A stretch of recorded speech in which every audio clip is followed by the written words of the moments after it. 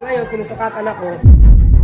Magugulat ka pa bukas. Kasi bukas, walang Itbulaga, puro commercial lang. Thank you. Dahil sa Itbulaga, naranasan ko ito. Tape, I love you, Tape. Kumusta mga idol, mayroon naman tayong bagong chika sa inyo. Bago yan, welcome sa channel ni Mr. JV. Si Buboy Villar, isa sa mga host ng Itbulaga, ay sumabog na sa galit at pinatulan na ang palaging pagpaparinig sa kanila ni EAT host Joey De Leon. Ipinakita ni Buboy Villar ang kanyang pagkadismaya sa mga patutsada ni Joey De Leon sa kanila, sa pamamagitan ng isang post sa social media.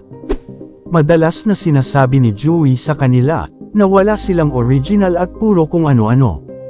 Si Buboy Villar ay kilala bilang isang mabait na kaibigan at higit sa lahat, hindi palaging nasasaktan sa mga sinasabi sa kanya. Ngunit sa pagkakataong ito, tila napuno na si Buboy sa mga patutsada ni Joey De Leon tungkol sa kanila, at sa kanilang show na Itbulaga. Sa isang post ni Buboy Villar, sinabi niyang, mas piliin maging better, kaysa maging bitter.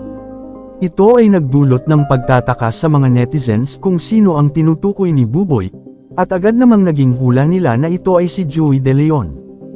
Hindi naman bago sa atin, na si Joey De Leon ang madalas na nagpaparinig sa kanila.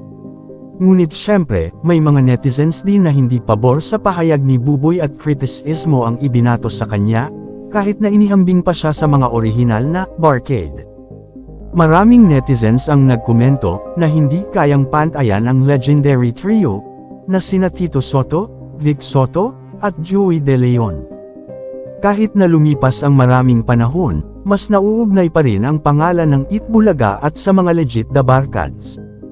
Kaya't ang payo ng iba, matutong rumspeto at huwag umasa agad na silang tatangkilikin ng mga tao.